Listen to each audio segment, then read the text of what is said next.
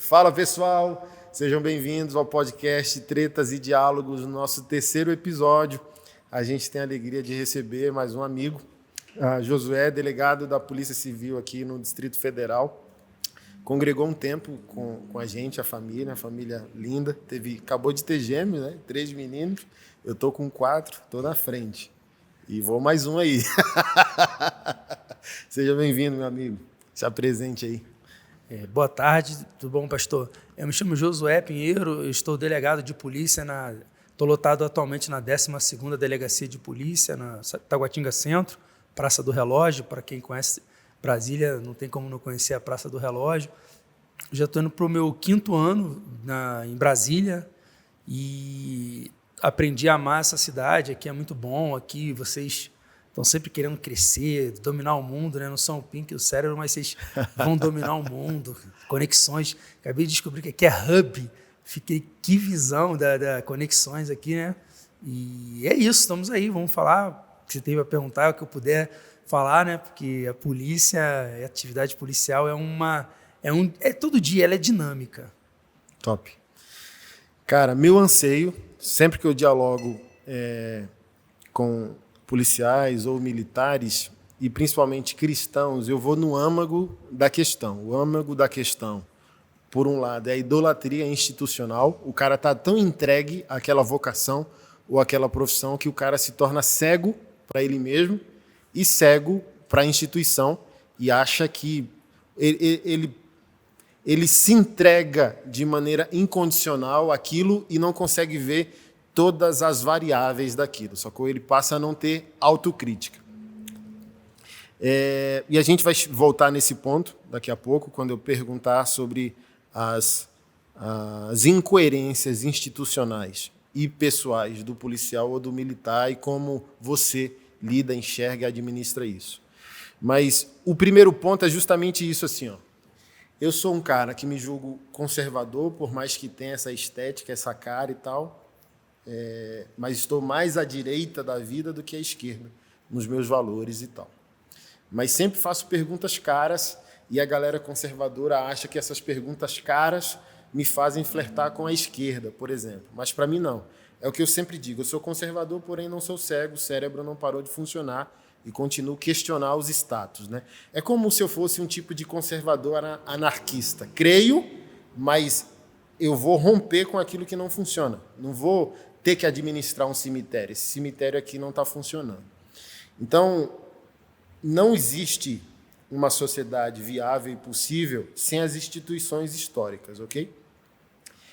É melhor uma família que não funciona do que família nenhuma. Se eu abraçar a esquerda e a visão que ela tem de mundo, é família nenhuma, eles vão desconstruir. Então, nem toda família funciona, mas é melhor alguma família do que família nenhuma, sacou? E quando você vai para essas incoerências práticas da vida, artistas, intelectuais, a cultura e o brasileiro, é duro falar isso, mas quando você analisa o DNA do brasileiro, o brasileiro tem uma tendência, está na moda a bandidolatria. Mas se a gente for olhar para a cultura, ela é produzida desde antigamente para isso ser inserido em nós. Por exemplo, a gente é fã do Poderoso Chefão, da trilogia. Mas se a gente for botar na mesa a verdade, aquilo, bicho, é sutilmente um chip incluído na nossa mentalidade para que a gente passe a amenizar, por exemplo, o crime organizado, porque vai ter código de honra, Poderoso Chefão diz, você está arrependido, vai ter que limpar meu nome. Aí tem todo aquele código de família, de gangue, de quadrilha e tal, mas no final das contas foi inserido em nós que o crime é familiar, a beleza na parada. Por exemplo, Netflix. Você entra hoje, cara, mais de 40% do conteúdo, cara, é uma repaginação do crime. Colocar ele diante da cultura de uma maneira pop. Você pega Peaky Blinders, que eu assisti e amei, mas é aquilo, sacou? Tipo, bota um pouquinho de verdade num monte de mentira. Colocaram lá Narcos, acho que é de 2018, a série Narcos de Pablo Escobar. Cara, eu não vou mentir, até arrepio de raiva, só de pensar nisso. Eu assisti e quando na série mataram Pablo Escobar naquele telhado, eu quase choro, velho. Eu tava torcendo pro vagabundo, mano.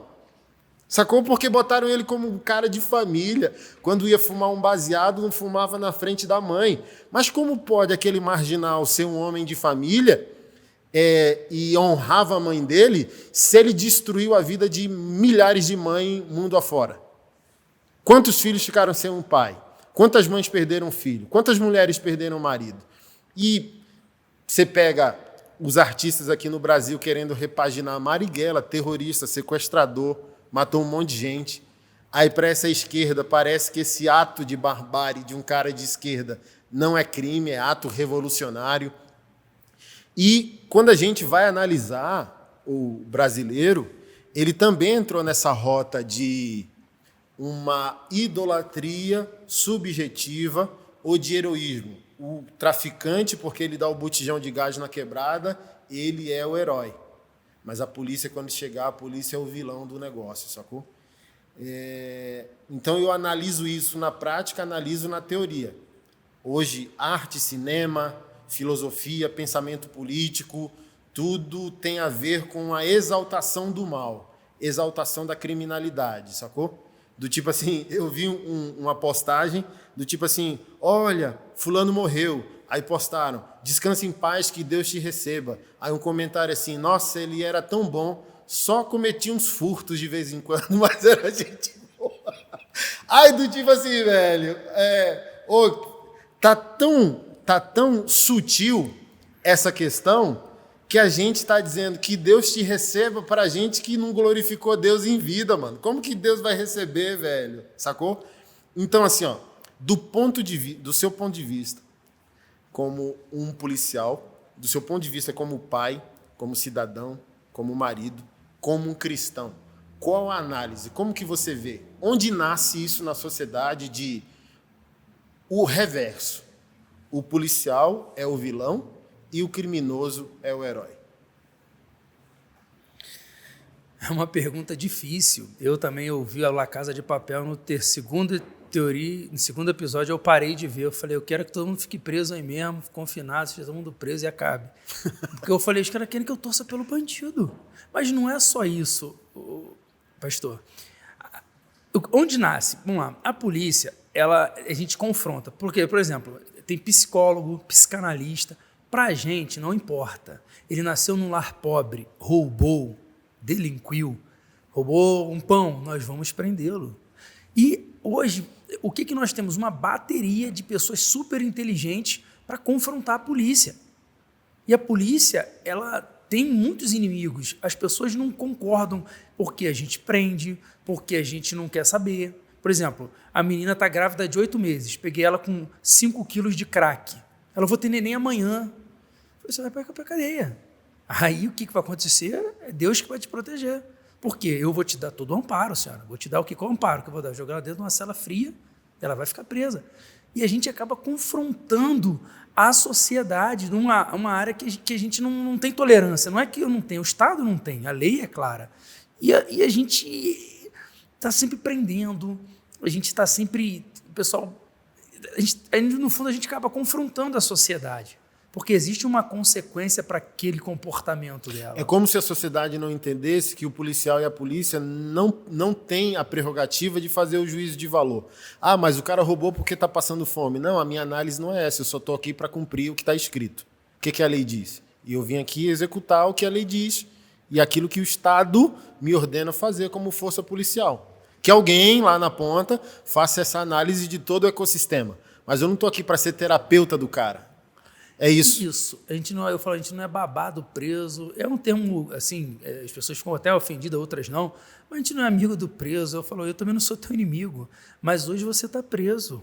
Você está entendendo? Esse carro aí que você está dirigindo é um carro produto de roubo. Não, mas eu quero explicar porque eu fiz uma negociação, eu comprei em tal lugar e tal. Isso é um caso, assim, que acontece muito. Mas você vê o que é um problema sério que a gente tem. A pessoa vem delinquindo desde sempre. Desde sempre. Chega com 20 anos... ela continua delinquindo. E não tem existe uma conivência, muitas vezes, da sociedade em olhar com pena. E a polícia ela não olha com pena para aquela pessoa. A polícia olha lá, um delinquente, infrator da lei, está dando prejuízo para a sociedade, não está nem pagando tributo, ou só os indiretos, né? Mas ele é um peso para a sociedade. com os crimes que ele pratica. É assim que eu, como policial, vejo. Claro que muita gente vai criticar, mas eu não vejo ele como com pena. Eu vejo ele como um causador de problema, porque se ele rouba um carro que não tem seguro, o transtorno que ele dá para aquela vítima, que o cara já tem que fazer logo, meter um jejum, uma oração, alguma coisa, Deus, traz esse carro de volta. E você vê a aflição da pessoa que perdeu. Eu trabalho com a aflição da vítima, então a gente não tem muita empatia com o criminoso, a gente não tem pena, a gente não sensibiliza que ele nasceu numa família, que ele sofreu abuso, que ele... Para a gente sabe que isso é uma coisa muito difícil de superar, mas se ele não superar, a gente vai cobrar, o Estado vai cobrar através da gente. Você está entendendo? Se os seus problemas caírem para o crime, se você, por exemplo, a pessoa falou assim, eu fui estuprado, eu estupro hoje. Nós vamos te prender, porque você não superou seus traumas. A gente não quer saber o que você vai fazer com os traumas que você sofreu. A polícia vai falar, você vai se comportar como o Estado, como a lei manda? Se você não se comportar, a gente vai te pegar. Aqui não tem psicólogo, aqui não tem nada. Escreveu, não leu, o pau comeu. E eu acho que isso acaba que as pessoas verem a gente como truculentos, intolerantes, arrogantes, como pessoas que não têm diálogo. Entendeu? Mas não tem? Tem diálogo. Assim, qual a linha tênue? Pergunto isso baseado na linha tênue. Qual a linha tênue entre ser antipático com aquele que infringe a lei e permanecer humano, principalmente para um policial que é cristão? Qual a linha tênue de ser o braço executor do Estado, cumpridor da lei, e ali não tem função terapêutica, isso desde os reformadores, tá? Agora vamos entrar na teologia cristã. Os próprios pensadores da história do cristianismo chamam o Estado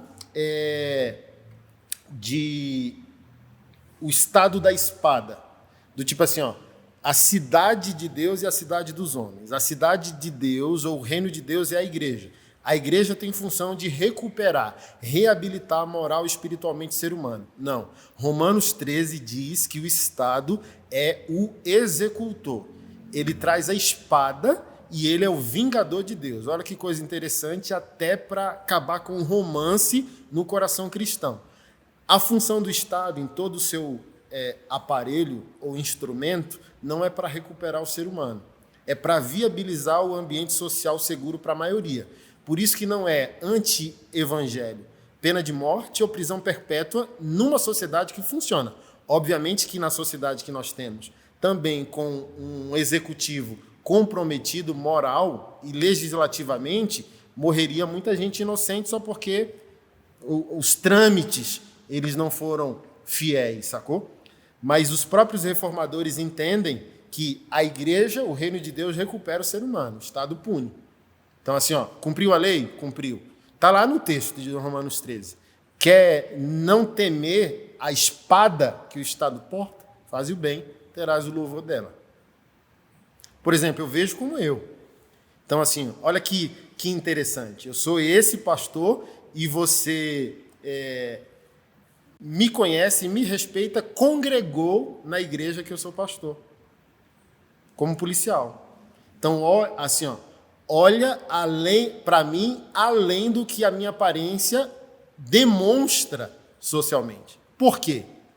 Porque eu, como um cristão, entendi minha posição social e, mesmo que tenha uma estética polêmica socialmente, os valores demonstram outro caminho. Então, por exemplo, eu nunca fui parado pela polícia depois que me converti, 22 anos de conversão. Mas sem a conversão eu era parado todo dia e não tinha uma tatuagem. Olha que interessante. E eu fui para Deus e para o Evangelho perguntar para Deus, caramba, hoje eu tenho o visual polêmico e nunca fui parado por polícia nenhuma. Romanos 13. Quer não temer o Estado e a espada que representa Deus para executar o mal? Faz o bem. Então eu não sou um praticante do mal. Por isso não tenho o Estado com a espada dele correndo atrás de mim, né? Então, eu acho que a problemática social da sociedade brasileira com a polícia é que ela confunde. Mas tem que fazer a análise do ecossistema do cara. Não é minha função, não. Sacou?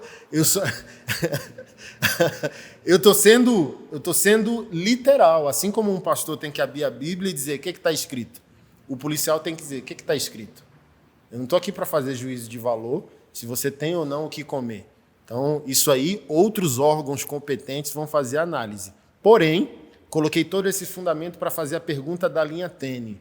É a mesma coisa eu como pastor. Qual a linha tênue de confrontar o pecado de alguém e ser contra alguém? Qual o limite, cristão ou não, do policial ser legal, a partir daquilo que está escrito no ordenamento jurídico, antipático à marginalidade, porém, preservar a dignidade humana do outro, porque eu penso o seguinte, uma coisa é numa troca de tiro, um policial ter que matar o vagabundo. Uma coisa é o vagabundo vir contra o policial ter que garantir a si, sua equipe e a segurança social. Outra coisa é o cara ser preso e ser executado, por exemplo, depois de ter sido preso. Então, tipo assim, a linha tênue, por exemplo, eu preciso ser antipático ao comportamento do cara, assim como o pastor é antipático ao pecado. Mas, tipo assim, como eu mantenho a minha sobriedade, eu como pastor, você como policial, de estar contra a atitude de alguém e não ser contra alguém. Do tipo assim, ó, vou confrontar o teu pecado, mas eu estou esperando que você se arrependa. Eu vou prender você. Mesmo que não seja a sua função como policial recuperar o cara, só estou te prendendo porque a lei manda, mas que tudo vá bem na tua vida, tchau, sacou? Então, assim, ó, como se manter ser humano com uma profissão tão enlouquecedora como essa? É uma pergunta que eu me faço sempre e tem que ter Deus. Porque a polícia, ela, se faz qualquer curso, ela leva a personalidade do ser humano que está por trás daquele policial. É a personalidade do policial. E quando você vai abordar, eu brinco que é o gosto do cliente. Se ele ficar de marra, vai ser algemado. Tem de doce, tem de sal, né? Tem de doce, tem de sal. Quer vir na marra, de tira a mão de mim. Eu falei, irmão, você vai estar preso. A questão é como você vai entrar na viatura. Você já está preso. Você só não entendeu ainda. Mas você vai sustentar isso aí? Aí se ele for lutador, irmão, você vai ser preso de qualquer jeito. Nem que você vá com 2 tiros na perna, você vai ser preso. Você quer ir? Só que tem um versículo, Provérbios capítulo 15, versículo 1, que Deus botou no meu coração. Falou, José, palavra dura suscita ira, mas a resposta branda desvia o furor. O cara está cheio de marra, fala baixo com ele. Aí o cara está cheio de marra, eu falei, irmão, tudo bem? Me apresento, vamos me acompanhar? Vou te algemar, porque você é grande ou tal, para você não fugir, entendeu? E pum.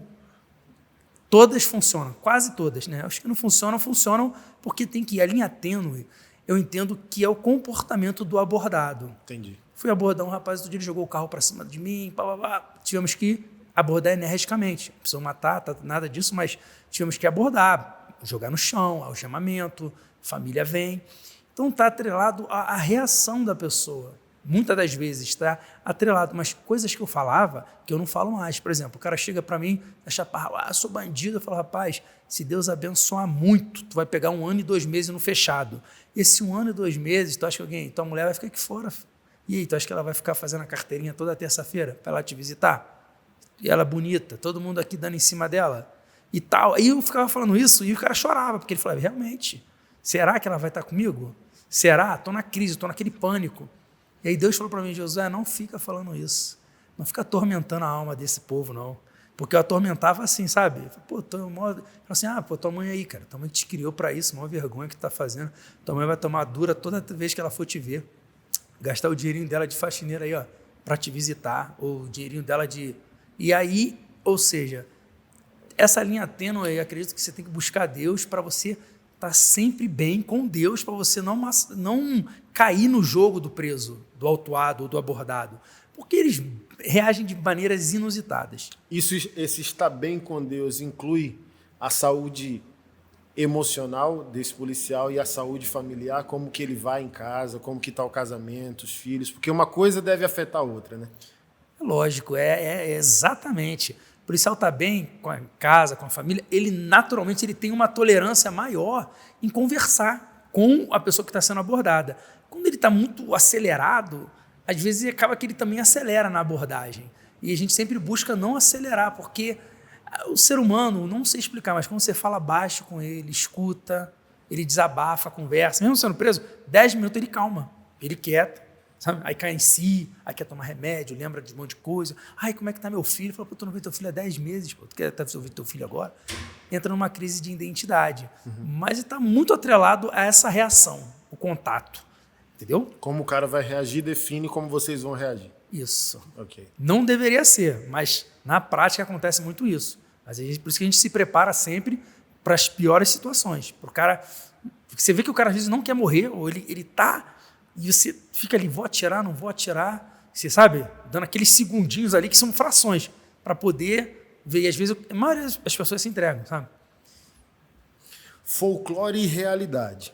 Você falou aí duas coisas que me chamam a atenção.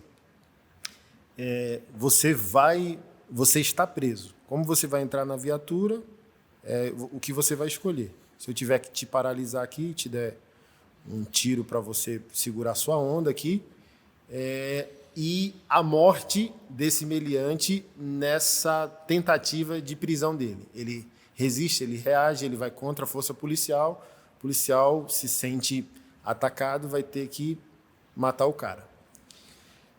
No folclore brasileiro, nacional, para nós, leigo, o policial brasileiro ele é proibido pelo politicamente correto, pelos direitos humanos e pelo ordenamento jurídico a não tirar a vida do cara. Então, é o comum, do tipo assim, ó, policial matou o cara na troca de tiro no assalto a banco.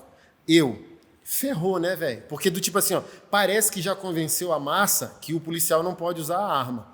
Nossa, ele usou a arma. Aí eu falo, vou orar pelo cara, né? Ferrou a vida dele. Mesmo ele fazendo a coisa certa no contexto certo, tá ferrado e tal, não sei o quê, bababá. É isso? Não é isso? Tipo assim, ó, como que é? Cada vez que um policial tem que usar uma arma, dar um tiro num cara para parar o cara, ou matou o cara, ele tá ferrado com essa jurisprudência interna, institucional, ele tem que responder a um processo, ele tem que responder a um processo no ordenamento jurídico, ou não, dependendo do contexto, já está justificado o próximo. Então, esse é um assunto que a gente tem, por exemplo, outro dia teve uma situação, 2 tiros foram desferidos no queixo, na barriga, o rapaz sobreviveu. Ele estava com uma pistola na mão. O que está acontecendo hoje? Hoje o pessoal quer que você esteja em risco de morte para você usar a arma. Teve uma deputada que falou assim, estava numa plenária lá, e os policiais, vocês só podem usar a arma depois que o bandido atirar. A cabeça dela. Não, se eu tivesse 3 vidas, eu até entenderia, mas com uma só, a única vida que Deus me emprestou, porque a vida nem é sua, se você se matar, tu vai ter que dar conta. O que acontece? A atuação policial ela tem sido tolhida diariamente. Eu não sei se é pela esquerda, se é pelo pensamento de esquerda. Eu brinco que todo mundo nasceu de esquerda e no final vai virando de direita. Você vai se amadurecendo com a vida para direita, porque eu tenho 3 filhos, eu penso, conta para pagar a escola, filho, mulher, atenção, passear. Não dá tempo para ficar muito em guerra de ideologia. A atuação policial hoje, a gente tem cada dia mais sendo tolhida. As pessoas querem entender por que era necessário atirar. Claro, são pessoas que não estão atuando, têm uma opinião formada, elas não querem saber a sua opinião, e elas não estão nem aí para a vida do policial, a verdade é essa, não estão nem aí. Se eu morrer, sabe o que vão falar? Ah, por que ele morreu? Ah, não, mas ele trocou tiro. É a profissão dele, né? Recebe para isso. Eu não nasceu para morrer, nasceu para trabalhar. Então, acontece, mas o policial errou. Se você perguntar, o policial matou numa troca de tiro, posta que foi execução, já está incrustado na pessoa. Uhum. E como eu trabalho diariamente com isso, eu vejo que nenhum policial quer matar alguém de graça. Só se tivesse maluco. Se eu quer sair da tua casa, vou matar alguém de graça. O cara não quer assim arrumar problema. Mas às vezes tem que atirar. Entendeu? Teve que atirar, atirei. O pessoal, vai atirar no pneu. Beleza, tomara que dá para atirar. Mas eu falei, teve um caso que o rapaz, uma situação de Maria da Penha, ele levou 2 tiros e morreu, o autor agressor. Eu fui falar depois com o policial, falei, e aí, como é que tá, irmão? Como é que foi? Ele falou, tô bem, pai, tô bem, eu não quis matar ele, eu dei na perna dele. Ele morreu porque foi uma fatalidade, mas ele estava com uma faca na mão, tranquilo, conversando, não foi prazeroso, mas eu botei 2 na perna dele, ele morreu.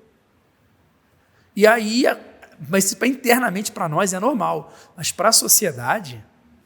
Mas, e claro... Então, esse cara não se ferra dentro da instituição, nem diante da lei. Tipo assim, na operação, do tipo, tem as suas variáveis, do tipo assim, ó, não fui lá e executei o cara. Infelizmente, tive que usar meu instrumento de trabalho para resolver a equação. Sim, não, ele não tem problema, só que quem manda é o Ministério Público na denúncia. O problema nosso não é responder internamente.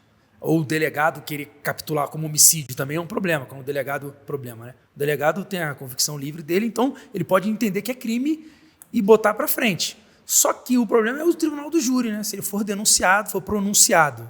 Todo dia tem uma pronúncia aqui, ó, no júri de Samambaia. E aí, pena de 12 a 30 anos. Caramba. É não ir para o júri. Porque as pessoas não gostam da atuação da polícia, porque a polícia está sempre confrontando, atirando. Não era necessário atirar, sabe? E teve uma situação aqui na Samambaia também, o menino magrinho espancando a mulher, sabe? E aí ele veio para cima, levou um tiro na perna. E aqui em Brasília tem muito isso, atiro na perna, usar spray. Eu falo, pô, mas não dá, né, para fazer isso toda hora. Mas a gente passa muita dificuldade com esse negócio de atirar. Assim, de 1 para 10, qual o percentual da apresentação de uma denúncia? Do tipo assim, ó, aconteceu. De 10 operações, quantas são denunciadas no Ministério Público para tentar ferrar com o policial? Não tem como, não tem essa estatística. Mas alguma Mas é comum, é rotineiro ou não? É comum as pessoas questionarem a necessidade do tiro, por que atirou, não importa se ela estava com 50 quilos, se ela estava com 2 granadas, eles não querem saber. Quer saber por que o policial atirou. Usou a arma. Entendeu? No filho dela, no parente dela. Era necessário? Eu falei assim, aí, entendeu?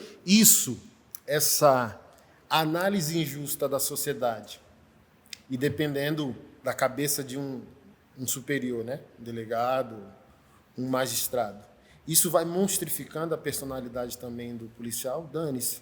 Ele vai ficando frio. Ele vai ficando, acabando que não quer mais se envolver. Ele vai lá, salva o mundo. Deu um tiro no final, o ladrão já está solto, não morreu, e o policial está respondendo uma corregedoria, ou no NCAP, né, que é o Núcleo de Controle Externo, ou, enfim. E aí ele começa a desanimar. E aí ele começa a ver, não vale a pena me doar para a sociedade. Acabaram de roubar um carro aqui, saiu disparado, botei 2 tiros no pneu do carro. O cara capotou, ficou tetraplégico, o ladrão. Era necessário? Por que não deixou fugir? Posteriormente fez uma investigação melhor para prender ele na casa dele, sentado. E a gente pouparia a vida dele, do agressor. É isso que eles ensinam para a gente. Falou, mas eu sou policial, sou igual o pastor alemão, sabe quando solta, vai atrás do gato? É assim que a gente é, isso que é a polícia. A gente brinca, o polícia está sempre certo. Claro que não é, né? Mas você entende o que eles querem hoje? Acabaram de assaltar um carro, que eu deixo o cara fugir, faça uma investigação e eu prenda sem violência. Fala, mas e a violência que ele usou com a vítima? E o carro tem seguro? Não, mas a vida é mais importante que o patrimônio. Falei, mas de quem perdeu também, né? De quem perdeu o patrimônio, porque eles vão falar, mas essa S10 não é tão valiosa como uma vida. Você deu 2 tiros no pneu, capotou e o cara morreu. Para salvar um bem que é substituível, a vida dele foi insubstituível. Por que você não fez uma investigação de qualidade e prendeu ele em casa? Aí eu fico pensando assim, respiro. Eu não posso falar o que eu penso, nem vou falar o que eu acho sobre esse tema. Tem uma linha de razão, mas só que eu falo que não funciona assim. A gente não está nessa investigação. A gente vai atrás, e se ele reagir, e se ele der mole, ele pode perder a vida dele. Entendeu? Tu consegue ter uma análise, assim, promotoria, os juízes e tal, de quanto essa mentalidade também corrompeu o judiciário, assim? Eu não sei. Tem gente pronta nessas cadeiras para ter esse olhar contra a polícia, assim? Existem muitos. Hoje o Brasil está... Esse é o grande desmotivacional da atuação policial. Quando chega nesses órgãos que são os poderosos e a gente encontra uma resistência em, tipo, como eu te fiz a pergunta, imagina um promotor perguntar para o policial, por que você não deixou ele fugir e fez uma prisão posterior? Porque você deu 2 tiros no pneu, o carro capotou, ele morreu. Aí o policial falou, não, eu mandei ele parar, ele desobedeceu a ordem de parada. Mas uma simples ordem de parada. Ou seja, ele desconstruiu um princípio, ele desobedeceu, foi punido. Claro, a gente não queria matar o cara, mas o tiro no pneu, ele, em vez de parar, foi parado, capotou, morreu. E aí começam essas perguntas, falam assim, ué, mas bandido é ele, bandido não sou eu. Ele roubou, ele é o risco do empreendimento, eu sou policial, eu sou pago para isso mesmo, para proteger a sociedade. E eu protegi do jeito que dava para proteger. Não, mas isso aí não é o adequado. Aí o policial vai ouvindo isso. Quem sofre não sou eu, não. É quem? É quem vai ter o carro roubado. O próximo roubo, você acha que ele vai atirar no pneu do carro de novo? Ele vai sair atrás do ladrão ali, desesperado para prender? Provavelmente não. Essa é a minha opinião. Não estou falando que a polícia faz isso, nem o policial. Entendeu? O policial não vai querer. Pode ser que ele queira ainda, mas isso é a minha opinião. Entendi. Tu falou, eu estou policial, eu estou delegado de polícia. Por que a polícia e para onde tu está indo? Se tu está, o que tu és? Qual é o teu destino? Na verdade, eu sempre falo que eu estou policial porque eu sou Josué e o delegado é só um cargo, é só uma porta que Deus me abriu para fazer o que ele tem. E eu sempre falo estou para me lembrar que eu não sou nada, eu sou só um servo e tenho uma função que é uma função nobre, importante. E eu tenho aprendido até com seus ensinamentos aí sobre como o homem se sacrifica pela família, né? Pela esposa, pelos filhos. E isso está muito atrelado a me relembrar quem eu sou, de onde eu vim. E por isso que eu sempre falo que eu estou. Eu não sou delegado, eu estou delegado. Porque ser delegado é da essência. Eu amo atuar como delegado de polícia. Resolver problemas que não têm soluções, mas a gente, em tese, resolve, né? Crise existencial, crise de casamento, marido que não volta para casa e tal. Como é que eu vou resolver um negócio desse? Mas eu estou delegado, eu sou Josué de Lima Pinheiro e desempenho uma função que Deus me confiou, que espero desempenhar com propriedade, incentivar os demais, que vale muito a pena atuar, mas é uma responsabilidade, porque é a mesma coisa, o pessoal já me conhece em qualquer lugar, ninguém passa detector de metal, eu não apresento nota fiscal quando eu vou no Superadega, por exemplo, que os caras já me conhecem. Não? Nunca me fiscalizaram, nunca pediram nota, nunca fui revistado. Por quê? Porque eu estou delegado de polícia. E sabe que, entendeu? O delegado não vai furtar, o delegado não vai passar a mão. Enfim, são várias situações. Mas eu estou buscando, igual o senhor sempre ensina aí, né, ser protagonista da nossa história. E eu só tenho o 2º grau, eu completei a faculdade, eu não tenho pós-graduação em nada, mas na vida, né? E eu busco esse protagonismo. E por isso que eu não aceito que os moleques ficam delinquindo, ou as mulheres, e arrumando desculpa. Porque essa desculpa não muda nada. Ela tem que ser protagonista. Se a vida te deu um limão, irmão, faz uma limonada. Eu nem quero saber dos seus problemas, eu quero que você vença e traga para mim uma esperança, que eu também preciso de esperança. Sabe? E esse protagonismo, você que trabalha com a periferia, com pessoas ricas e pobres, eu vejo isso aqui e eu falo, meu irmão, tu pode, e tem várias histórias maravilhosas, sabe? Dá para ser protagonista da sua própria história, mas demanda tempo, demanda fibra, demanda, como tu falou, né? Comer comida ruim um tempo, aí passar fome. Eu não sei por que Deus permite isso, meu. Aí os caras desanimam e olham para trás, mas eu passei muita luta também. E hoje eu falo, poxa, eu estou aqui um cargo que a maioria dos meus colegas estudaram escola pública, escola particular, São José e tal, eu estudo escola pública, aquele caneca azul, que o pessoal zoava aquela caneca, o lanche abria o pão, né? Sim, zoava o pão, tu tinha que ficar em atividade ali para não comer um pão zoado. Mas isso tudo é como se não importasse. A importância é o que tu vai fazer hoje e o que você vai decidir hoje para chegar onde você tem que chegar.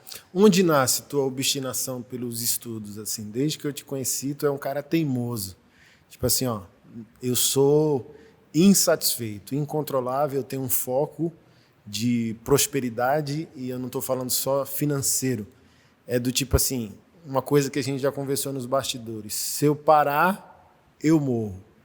Por exemplo, meu sonho é ir para uma roça. Aí eu vou para a roça, chego na roça e eu falo, ixi, não aguento.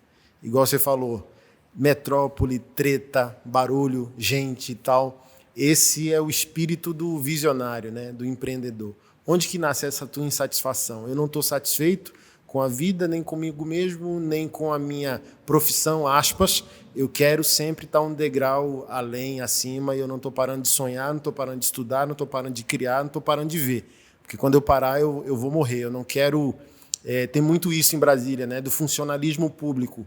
E eu falo bem assim, o funcionário público, às vezes ele não quer trabalho, ele quer emprego, ele está empregado. E talvez esse estar empregado faz com que esse cara não esteja trabalhando. Para mim, eu divido isso aqui, né? Então, não que você não possa estar empregado e trabalhando, mas em Brasília, o DNA do candango, assim, do cara originário de Brasília, eu quero me garantir.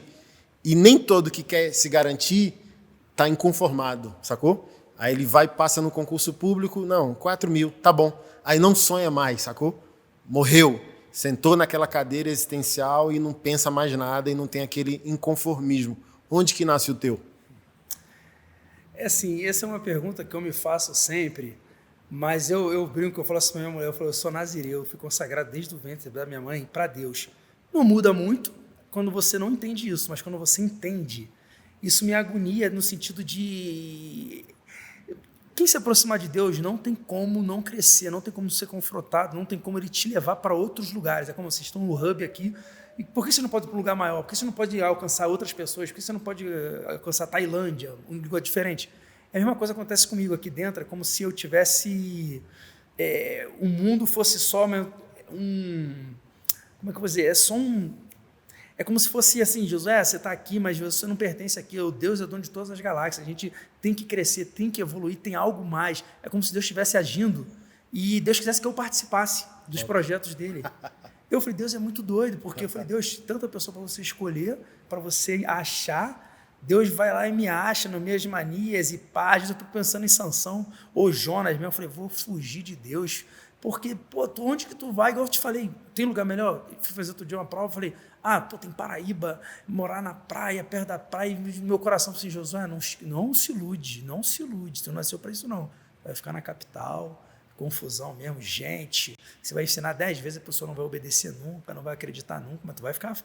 E aí, nasce disso, eu acredito, de me aproximar de Deus, com o coração aberto, sabe, com desejo de fato obedecer a Deus. E ele sempre me impulsiona, me mostra um caminho, sabe? Eu estava fazendo uma distância da Terra para Júpiter, sei lá, são 450 milhões de anos, se você for na velocidade da luz, 300 mil quilômetros por segundo. Dá 400 quilômetros. E Deus falou, José, eu vou lá e volto. Isso não é nada. É como se tivesse algo a mais para ser feito e a gente tem que só se posicionar para fazer. Só que só se posicionar com Deus, irmão, é um monte de coisa. É um abrir mão, é ser rejeitado, é não ser compreendido. E eu tenho vários desafios, assim, sabe? E eu olho isso como uma oportunidade. Igual eu falo assim, poxa, eu falei, Silvio, o pastor Anderson lá, o pessoal arruma confusão com ele e tal, mas ele não está falando nenhuma mentira. Só que uma coisa que eu ia falar, que eu acho, assim, resumindo minha visão sobre as coisas, as tretas e diálogos, é que você está num ramo de valores, você está num ramo de guerra cultural, é uma guerra de dizer e de implantar valores que vão traçar destinos.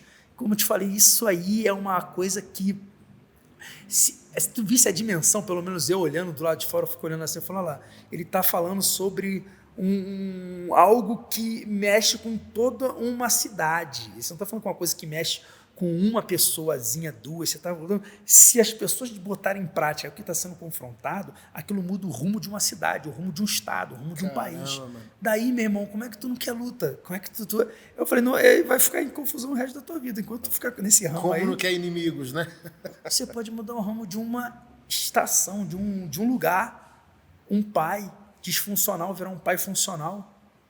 Você tem noção do que é isso? Não sei se tu acompanhou o meu Instagram de ontem para hoje. Uma esposa me procurou, botou um textão.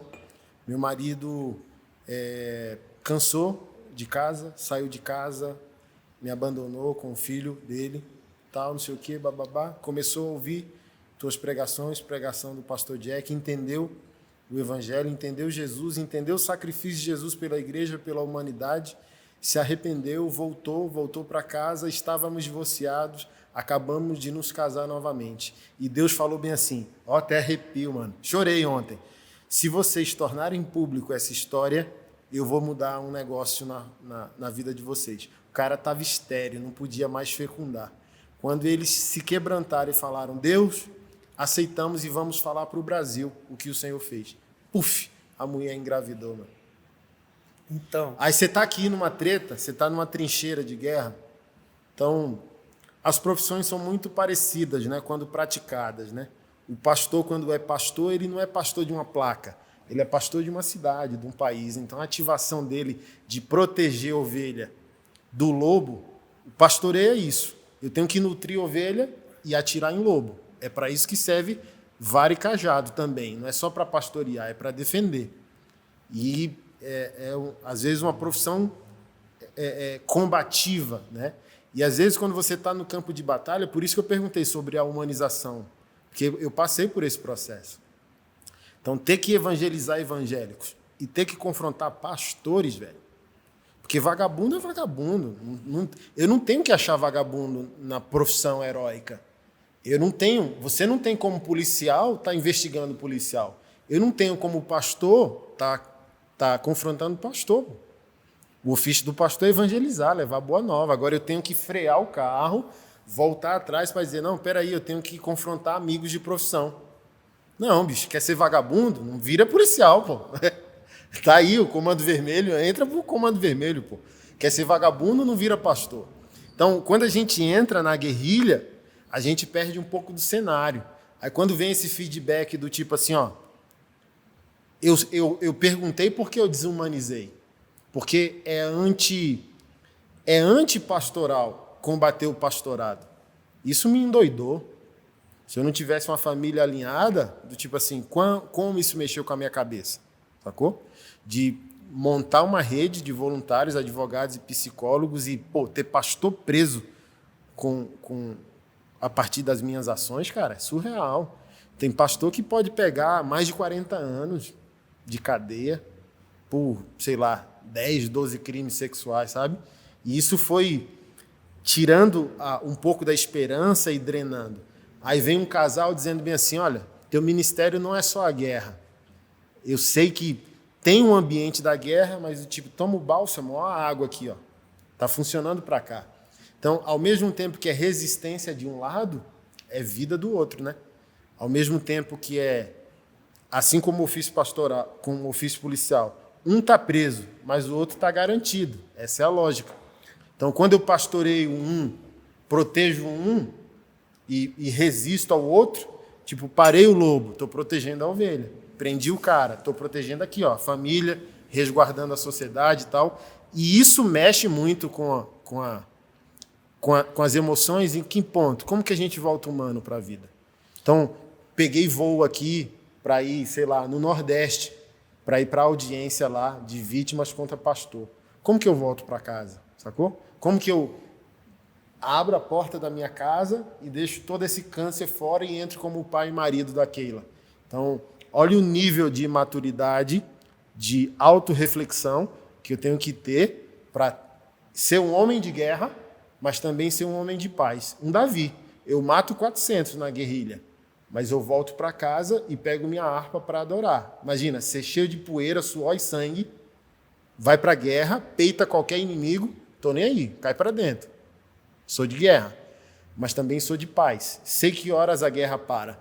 E é muito tênue a linha, sacou? De saber que hora a guerra para, porque às vezes você dá tanta moral para o inimigo que você não consegue celebrar a vitória de outro lado. Então, por exemplo, é tanta vagabundagem no meio da igreja que eu posso estar tão envolvido com problemas que eu não vejo esse casal celebrando, dizendo, por sua responsabilidade, recasamos, a família está refeita e agora a gente está grávido de um milagre, o cara estava infecundo, sacou? Então, profissões como a nossa, de combate, não podem ser travadas de maneira cega ao ponto que as emoções se contaminam e a gente exalta só o inimigo e não exalta quem está sendo protegido, sacou? Assim, Eu busco, assim, por isso que eu acredito que o homem ele tem que ter uma esposa, porque ele sozinho não consegue carregar esse piano se ele levar de coração. E a minha esposa, ela sempre me ajuda, eu converso, a gente tem nossas... Assim, a gente chama arranca-rabo, né? Mas tem briga daqui, no sentido de que ela me confronta, tá sempre me conversando, me botando no meu lugar, podemos assim dizer. Mas o que acontece? A sua mensagem, exemplo, vamos lá, pegar um pai disfuncional, vida louca, tem 4 filhos. Se esse cara entra na linha, o destino daqueles 4 moleques são mudados pro resto da vida deles. Você está entendendo o problema dessa sua mensagem? Quando ele recebe o confronto, ele vai receber. Se ele te ouviu, ele foi confrontado. Mas o que ele vai fazer com aquela mensagem? Ele vai botar em prática? Se ele botar, os 4 meninos dele vão ser transformados, vão ser revolucionários. São os Martin Luther King. Então, eu acho que é por isso que você é bloqueado, é perseguido. Tem as tretas, tá, mas acho que isso aí é o de menos no sentido, minha visão, claro, né? Porque, beleza, brigou, confrontou, será que esse pastor vai mudar? Mas agora, as pessoas que, o contexto de família, do pai sacrificar, ser um pai presente, um pai que de fato se interessa pelos filhos, isso muda o destino da molecada, isso muda o destino de uma menina. Caramba. E aí, é isso aí para mim que é o mais preocupante para um Instagram, essa mensagem.